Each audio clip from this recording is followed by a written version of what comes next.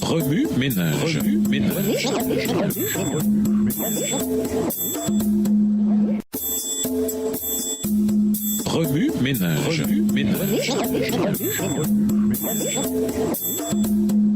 Bienvenue dans votre émission. Remue ménage. Nous voilà à la leçon 10, les deux alliances. Mais la Jérusalem céleste est libre, et c'est elle notre mère. Galates 4, le verset 26. Comment considérez-vous la loi? Comme une échelle ou une fenêtre? L'échelle souligne l'effort humain nécessaire pour suivre la loi. La fenêtre montre la croix enchâssée dans la loi. C'est par cette croix que nous sommes motivés à suivre les principes de la loi. Qui est votre mère? Lisons Galates 4, le verset 30.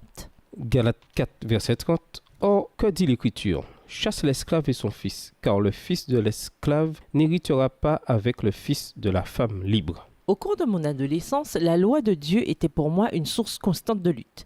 Il me semblait impossible de l'observer et cela affectait drôlement ma vie. Un jour, fatigué de décevoir Dieu, j'ai quitté le christianisme. À quoi bon jouer à un jeu où de toute façon on ne peut gagner? La preuve, c'est qu'après chaque prière, je finissais toujours par pécher de nouveau. Mon image de moi-même s'est mise à en souffrir et ma vision de Dieu en tant que créateur et sauveur en a pris un coup. Si Dieu est si amour que ça, pourquoi me donne-t-il une mission impossible? Si Dieu veut ce qu'il y a de mieux pour moi, pourquoi me laisse-t-il jouer à un jeu auquel il sait fort bien que je perdrai? J'en étais là, ne voyant pas Dieu tel qu'il est vraiment. Le temps passait, mes échecs me hantaient. Même si je ne voulais plus rien savoir de Dieu, j'en éprouvais de la douleur. Ne l'avais-je pas laissé tomber? Je souffrais en allant à l'église, en allant à l'école. Bref, la souffrance était omniprésente.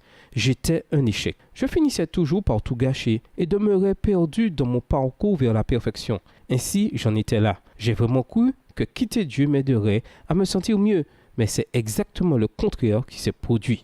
Dans Galates 4, Paul décrit deux mères, une mère libre et l'autre esclave. Bien qu'ils ne le disent pas explicitement, c'est comme s'il posait continuellement la question suivante. Qui est ta mère? À cause du péché, tu es né esclave. Mais Dieu, dans sa miséricorde, t'a donné le choix de choisir. Qui est ta mère? Il semble que ma mère ait été une esclave appelée échec parce que je continuais tout naturellement à trahir Dieu. Et pourtant, pour une raison que j'ignore, il me donne encore le choix de réécrire mon certificat de naissance en me donnant une nouvelle mère. Même si nous ne pouvons être parfaits en tout, Dieu veut vraiment que nous fassions partie de sa famille. La question n'est pas de bien faire, ni d'être parfait, mais de choisir. Tout au long de cette leçon, j'espère que vous choisirez pour vous-même. Resterez-vous la fille ou le fils d'un esclave ou réécrirez-vous votre certificat de naissance en tant qu'enfant de Dieu? Remue ménage, quelle a été votre expérience en découvrant ce que signifie être un enfant de la mère libre? Comment nos choix quotidiens reflètent-ils ce que nous pensons être notre mère? Au revoir. Et à demain si Dieu veut. Remue ménage. Remue ménage.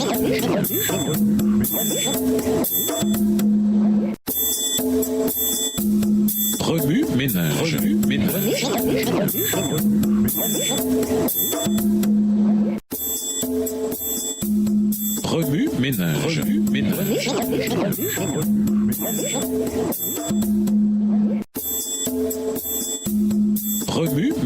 Remue ménage. Bienvenue à votre émission. Remue ménage. Nous voilà à la leçon de dimanche. Un goût de liberté. Né esclave. Lisons Jean 8, verset 34. Jean 8, le verset 34. En vérité, je vous le dis, leur répliqua Jésus, quiconque se livre au péché est esclave du péché. Au fil des siècles, l'histoire nous a révélé une vérité déchirante. Des systèmes et des gouvernements corrompus ont soumis des êtres humains à l'esclavage. Les premières mentions de l'esclavage, le Code d'Hammurabi, remontent aussi loin qu'à l'an 1757 avant Jésus-Christ. Les archives montrent aussi que l'esclavage existait en Grèce au XVIIe siècle avant Jésus-Christ. Les années 1400 après Jésus-Christ ont marqué les débuts de la traite européenne des esclaves et la captivité croissante des esclaves noirs africains. Finalement, l'esclavage s'est répandu en Amérique et dans de nombreuses parties du monde. La liberté, le rêve de toute une vie pour les esclaves, a été conquise à un prix inouï. Sharon Cohn-Wu, vice-présidente d'International Mission Justice, a dit « Dieu désire ardemment qu'on mette un terme à l'esclavage et qu'on libère les captifs. Bien que ne faisant pas physiquement partie des esclaves décrits par l'histoire, nous sommes nés esclaves du péché. La liberté devrait donc constituer notre ultime désir. Affranchis de l'esclavage. Lisons Matthieu 5, verset 21. Matthieu 5, verset 21. Vous avez entendu qu'il a été dit aux anciens, tu ne tueras point. Celui qui tuera mérite d'être puni par les juges. Il y a juste un peu plus de 2000 ans, le Christ a fait un sacrifice qui nous a affranchis à tout jamais de l'esclavage. Avant ce sacrifice, les Juifs se cramponnaient à un système rigide qui, selon eux, leur procurerait le salut. Ils ne comprenaient pas que ces rituels quotidiens n'étaient qu'un moyen de les diriger vers celui qui n'hésiterait pas à payer le prix de leur liberté. Certains pensent qu'à sa mort, le Christ abolit la loi. Rien ne peut être plus loin de la vérité. Au cours de son ministère terrestre, Jésus a promu constamment la loi par ses paroles et ses actes. Matthieu 5, le verset 21, au moyen de la puissance divine lui venant du ciel. Jean 3, le verset 27, Jean 5, les versets 19 et 30 et Jean 8, le verset 28. La mort du Christ sur la croix nous a franchis à tout jamais de l'esclavage du péché. Malheureusement, beaucoup mènent une vie suggérant le contraire. Lorsque nous choisissons de vivre dans le péché, nous nous gardons nous-mêmes prisonniers. Le don de la grâce que le Christ nous accorde si généreusement ne peut être totalement nôtre que si nous le saisissons. Nous n'avons plus à payer pour nos fautes, car le Christ a épongé toutes nos dettes. Son offre est entièrement gratuite. Une loi gravée dans notre cœur. Lisons Romains 13, verset 10. Romains 13, verset 10. L'amour ne fait pas de mal au prochain. L'amour est donc l'accomplissement de la loi. Ainsi, nous devenons vraiment libres uniquement par les mérites de Jésus. C'est plus que tout ce que nous aurions pu espérer. Nos propres efforts pour observer la loi sont inutiles, mais en Christ, les possibilités sont infinies. L'ancienne alliance donnée aux Israélites, écrite sur des tables de pierre, leur a permis de se rendre compte qu'il était impossible à la nature humaine d'observer la loi. La nouvelle alliance présente, elle, un plan plus vaste. Elle n'abolit en rien la loi, ni ne permet de pécher. Elle nous révèle plutôt la beauté de l'amour de Dieu. Nous obtenons un petit aperçu de cela dans Jérémie 31, verset 33. Mais voici en quoi consistera l'alliance que je conclurai avec le peuple d'Israël, déclare le Seigneur. J'inscrirai mes instructions non plus sur des tablettes de pierre, mais dans leur conscience. Je les graverai dans leur cœur. Je serai leur Dieu et ils seront mon peuple. Ces paroles s'accompagnent de la promesse du Fils de Dieu et de la présence de son Esprit en nous. Lorsque l'Esprit de Dieu réside dans le cœur, l'observation de la loi divine devient le résultat naturel d'un cœur obéissant. C'est pourquoi l'apôtre Paul mentionne dans Romains 13, verset 10, version Louis II, que l'amour est donc l'accomplissement de la loi, voire aussi Galates 5, verset 14. Ainsi, tandis que nous cherchons à honorer Dieu en obéissant à sa volonté, nous pouvons vraiment avoir la vie. Être affranchi. Lisons Romains 6, verset 23. Romains 6, verset 23. Car le salaire du péché, c'est la mort, mais le don gratuit de Dieu, c'est la vie éternelle en Christ Jésus, notre Seigneur. Ce qui est triste, c'est que beaucoup, aussi longtemps qu'ils continueront à servir le péché, resteront dans leur état d'esclaves. C'était en vérité le problème des pharisiens au jour de Jésus. Dans Jean 8, ils prouvent leur incompréhension. Ils lui répondirent, « Nous sommes les descendants d'Abraham, et nous n'avons jamais été les esclaves de personne. Comment peux-tu nous dire, vous deviendrez libres ?» Jésus leur répondit, « Oui, je vous le déclare, c'est la vérité. Tout homme qui pêche est un esclave du péché. » Jean 8, les versets 33 et 34. Décidément, le péché est un maître bien cruel. Comment nous en affranchir? Jean 8, verset 32 nous dit, « Ainsi vous connaîtrez la vérité et la vérité vous rendra libre. » Dieu nous appelle en tant que peuple choisi à vivre comme les enfants de la mère libre et non de la mère esclave. Galates 4, verset 26. Une étude plus approfondie nous révèle que Jésus est le chemin, la vérité et la vie. Jean 14, verset 6. C'est à cette vérité qu'il se réfère lorsqu'il parle de liberté. Le fait de nous voir nous-mêmes à la lumière du Christ nous aidera à discerner notre problème du péché et à aspirer à nous en affranchir.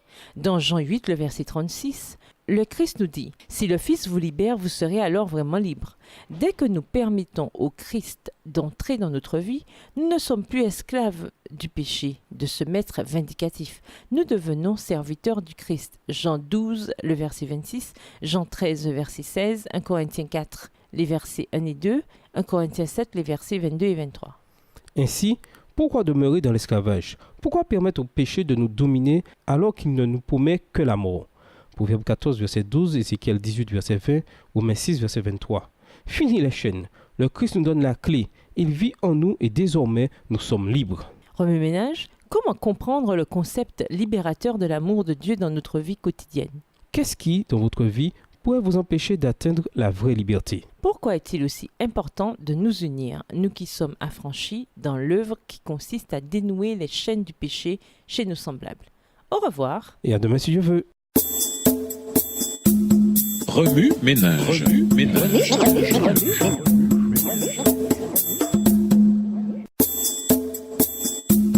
Remue ménage. Remue ménage.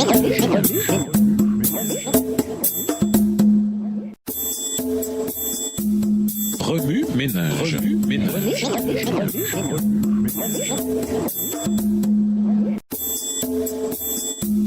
Remue ménage. Remue ménage. Bienvenue dans votre émission. Remue ménage. Nous voilà à la leçon de lundi, les épreuves de Paul. Lisons 1 Timothée 1, les versets 3 à 11. 1 Timothée 1, les versets 3 à 11. Comme je t'y ai exhorté à mon départ pour la Macédoine, demeure à Éphèse afin de recommander à certaines personnes de ne pas enseigner d'autres doctrines et de ne pas s'attacher à des fables et des généalogies sans fin qui favorisent des discussions plutôt que l'œuvre de Dieu dans la foi. Le but de cette recommandation, c'est l'amour qui vient d'un cœur pur, d'une bonne conscience, d'une foi sans hypocrisie. Quelques-uns, s'en étant détournés, se sont égarés dans de vains discours. Ils veulent être docteurs de la loi, ils ne comprennent ni ce qu'ils disent, ni ce qu'ils affirment. Verset 8. Nous savons bien que la loi est bonne pourvu qu'on en fasse un usage légitime et qu'on sache que la loi n'est pas faite pour le juste, mais pour les méchants et les indisciplinés, les impies et les pécheurs, les sacrilèges et les profanes, les parricides et les matricides, les meurtriers, les débauchés, les homosexuels, les trafiquants d'esclaves, les menteurs, les parjures et tout ce qui en outre est à l'opposé de la saine doctrine, d'après le glorieux évangile du Dieu bienheureux, évangile qui m'a été confié. Pendant son séjour à Corinthe, Paul nourrissait de sérieuses appréhensions au sujet des églises qu'il avait fondées. Sous l'influence de faux docteurs qui s'étaient introduits au sein des croyants de Jérusalem, les divisions, l'hérésie, les plaisirs du monde avaient rapidement gagné du terrain parmi les croyants de Galatie. Ces faux docteurs avaient mêlé les traditions juives aux vérités de l'Évangile. Dans l'ignorance des décisions qui avaient été prises à l'Assemblée de Jérusalem, ils engageaient les convertis du monde païen à observer la loi cérémonielle.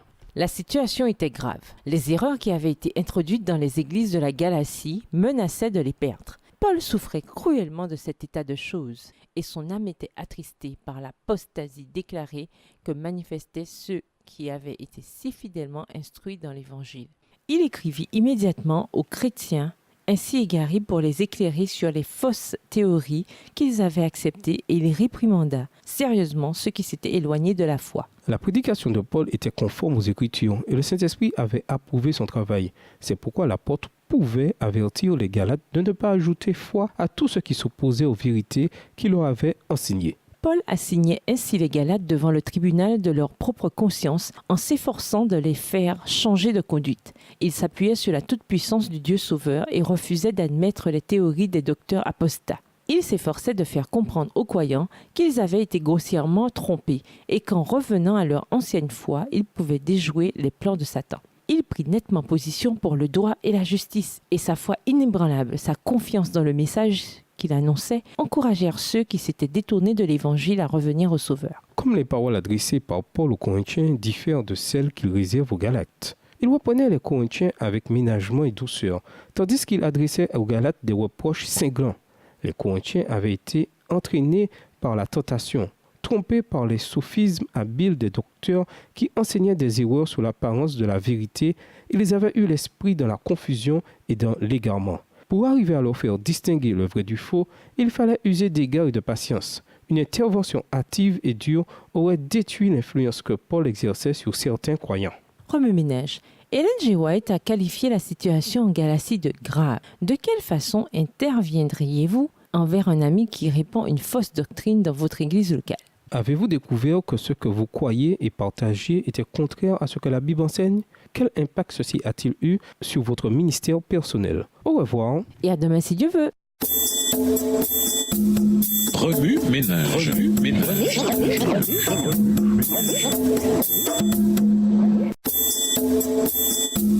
Remue ménage. Remue ménage.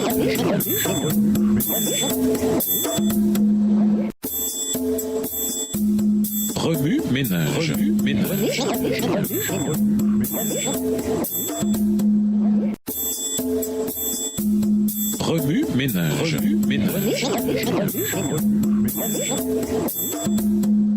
Bienvenue dans votre émission. Remue ménage. Nous voilà à la leçon de mardi, banni. Lisons Galates 4, les versets 22 à 31. Galates 4, les versets 22 à 31.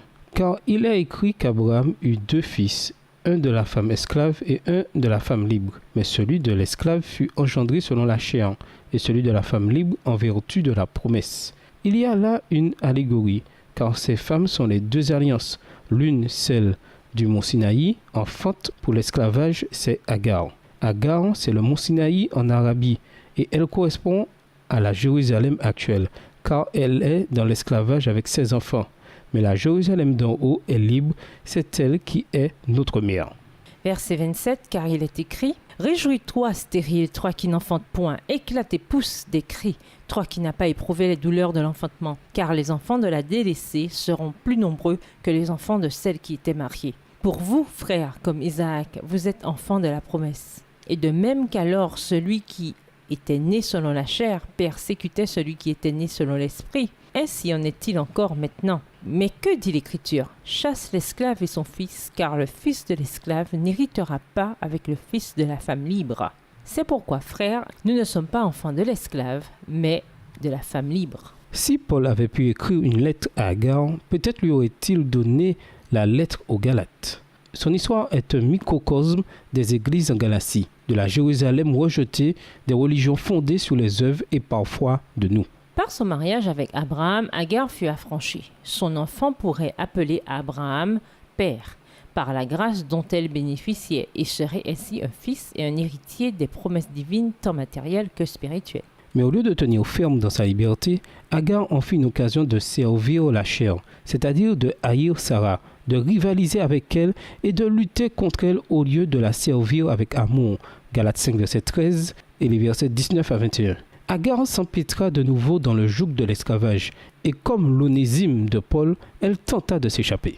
Mais était-elle réellement libre? Fatiguée, errante et affamée, cette fugitive était dans une situation pire que l'esclavage. C'est alors qu'elle rencontra Jésus face à face. Bouleversée par une telle manifestation de grâce, elle s'écria « Ai-je réellement vu celui qui me voit ?» Genèse 16, verset 13. Comme Paul, comme Jean et comme nous aujourd'hui, c'est par cette révélation du Rédempteur qu'elle découvrit le véritable évangile. Galates 1, verset 12. Lorsqu'elle rencontra Jésus, elle naquit de nouveau pour ne plus marcher selon la chair, mais selon l'esprit. Galates 5, les versets 24 à 26. Elle était devenue une nouvelle créature, une créature soumise, confiante et obéissante. Mais lorsqu'Isaac naquit, la convoitise qui avait été enterrée à ce puits la saisit de nouveau. Comme les Galates aux yeux de qui Jésus-Christ avait été manifestement présenté, Agar pécha et reconstruisit les choses qui avaient été détruites. Galates 2, verset 18. Elle et son fils persécutèrent celui qui était né selon l'esprit. Galates 4, verset 29. Même s'ils étaient connus et favorisés de Dieu, Agar et Ismaël retournèrent aux faibles et pauvres rudiments, provoquant et enviant Isaac. Galates 4, le verset 29, Galates 5, le verset 26. Ceux qui agissent ainsi n'auront pas de place dans le royaume de Dieu. Galates 5, verset 21. Ainsi le jugement tomba. Chasse cet esclave et son fils, car le fils de l'esclave ne doit pas avoir part à l'héritage paternel avec le fils de la femme née libre. Galates 4, le verset 30. Remue ménage, lisez Galates 4, les versets 22 à 31. Pourquoi Paul appelle-t-il cette histoire une allégorie? Quel enseignement est-il censé s'en dégager? Lisez Ésaïe 19, les versets 18 à 25. Considérez ce qu'Agar aurait pu être si elle avait tenu bon dans sa liberté. Et nous, comment gaspillons-nous la liberté que nous avons en Christ? Au revoir. Et à demain si je veux. Remue ménage. Remue ménage.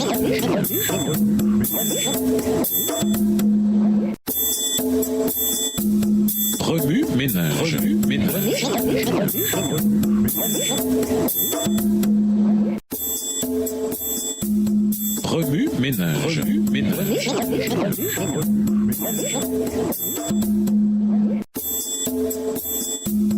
Remue ménage. Bienvenue dans votre émission. Remue ménage. Nous voilà à la leçon de mercredi. Attention, pente glissante. Lisons Éphésiens 2, les versets 8 et 9. Éphésiens 2, les versets 8 et 9. C'est par la grâce en effet que vous êtes sauvés par le moyen de la foi. Et cela ne vient pas de vous, c'est le don de Dieu. Ce n'est point par les œuvres afin que personne ne se glorifie. Il est plutôt bizarre de recevoir de bonnes notes ou des prix prestigieux sans les avoir mérités. On est vraiment mal à l'aise de recevoir ce que l'on n'a pas mérité. N'est-ce pas cela, avoir de la dignité et de l'intégrité? Nous mettons tant d'efforts dans notre travail qu'un peu de reconnaissance ne nous ferait pas de mal. Ceux qui citent davantage de versets bibliques que le pasteur et assistent plus régulièrement à l'école du sabbat que l'ancien méritent des félicitations, non? En fait, nous avons vraiment tendance à vouloir paraître modestement, bien entendu, mais juste assez pour que quelqu'un le remarque et nous donne une petite tape sur l'épaule. Ah, qu'est-ce que ça fait du bien!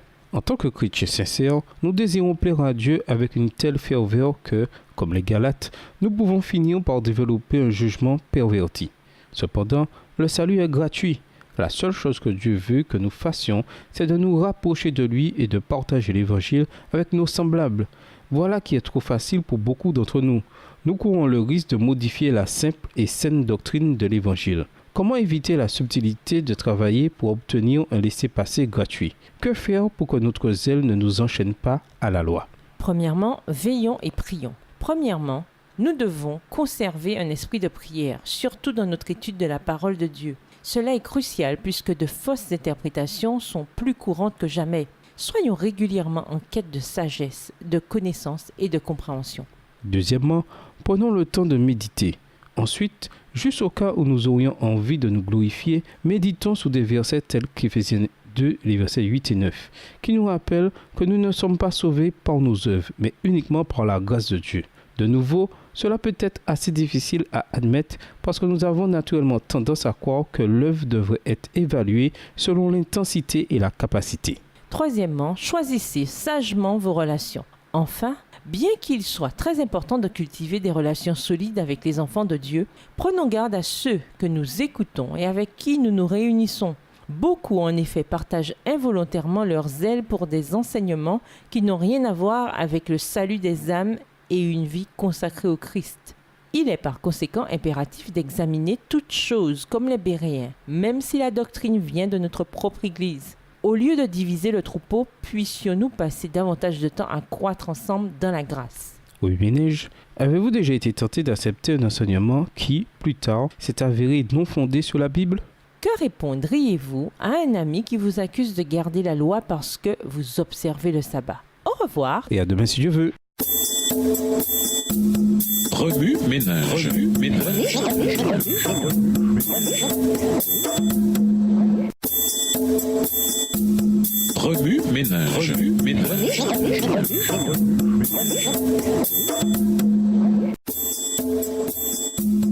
Remue ménage. Remue ménage.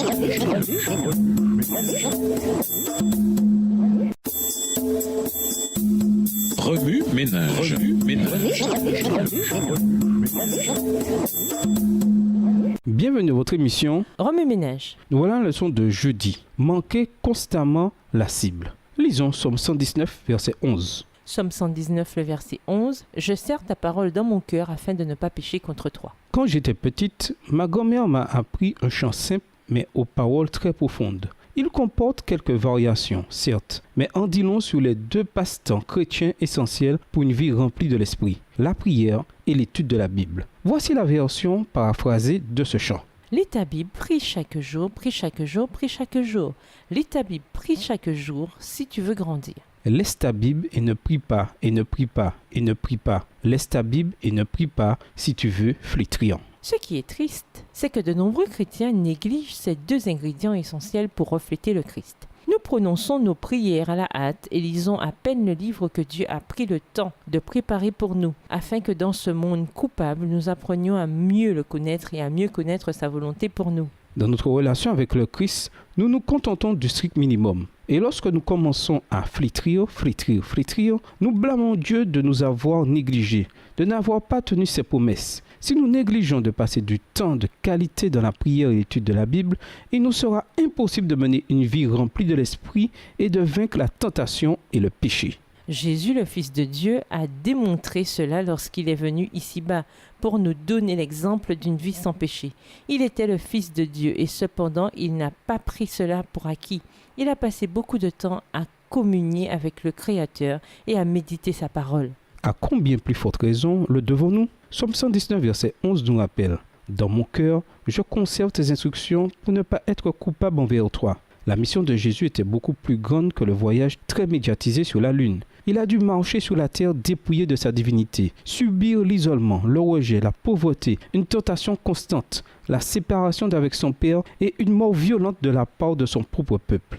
Il savait que ce tour de force serait difficile et ne serait possible que grâce à une relation solide avec son Père. Voici ce que déclare le Seigneur de l'univers. Ce n'est pas par la violence ni par tes propres forces que tu accompliras ta tâche, mais c'est grâce à mon esprit. Zacharie 4, verset 6. Remue-ménage, la lecture de la Bible et le temps consacré à la prière en valent-ils le temps et l'effort? Qu'est-ce qui vous empêche de mener une vie remplie de l'esprit? Au revoir. Et à demain si Dieu veut.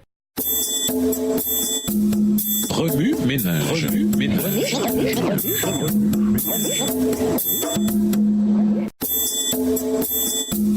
Remue-ménage.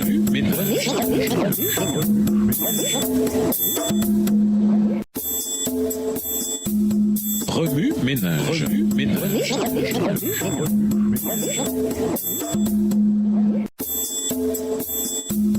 Remue-ménage. Remue-ménage.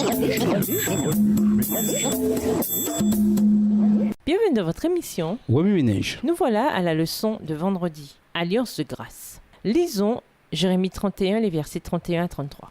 Jérémie 31, les versets 31 à 33. Voici que les jours viennent, oracle de l'Éternel, où je conclurai avec la maison d'Israël et la maison de Juda une alliance nouvelle, non comme l'alliance que j'ai conclue avec leur père, le jour où je les ai saisis par la main pour les faire sortir du pays d'Égypte, alliance qu'ils ont rompue, quoique je sois leur maître, oracle de l'Éternel. Mais voici l'alliance que je conclurai avec la maison d'Israël après ces jours-là, oracle de l'Éternel. Je mettrai ma loi au-dedans d'eux, je l'écrirai sur le cœur, je serai leur Dieu, et ils seront mon peuple. Pour conclure, dans l'alliance contractée au Sinaï, Dieu définit sa relation avec les Israélites, la nation choisie. C'était comme un contrat de mariage ou une promesse entre lui et eux. Il leur donna sa loi, une description de son caractère, pour leur montrer comment entretenir une saine relation avec lui et avec leurs semblables. Ce qui était essentiel pour une aussi grande nation, ayant été plongée dans la culture païenne pendant 400 ans. À l'opposé, la nouvelle alliance est offerte à quiconque choisit de croire en Christ et de l'accepter et repose sur ce qu'il a fait pour son peuple pour l'éternité. Les deux alliances ont la grâce pour fondement. Les deux sont offertes par un Dieu d'amour et les deux impliquent une relation réciproque de bénédiction et d'engagement mutuel. Qu'offre aux idées. Concevez un même Internet de Jérémie 31, le verset 33. J'inscrirai mes instructions non plus sur des tables de pierre, mais dans leur conscience. Je les graverai dans leur cœur. Je serai leur Dieu, ils seront mon peuple. Partagez ce même sur un média social. Recherchez les étapes de l'élaboration d'une ancienne alliance dans le contexte des alliances bibliques. Consignez dans un journal une réflexion personnelle de ce que signifie réellement être le peuple de Dieu et si cela est vraiment évident dans votre vie. Faites une bande dessinée ou un diagramme pour expliquer la différence entre l'ancienne alliance et la nouvelle alliance. Voyez si vous pouvez partager votre réalisation dans le bulletin de votre église.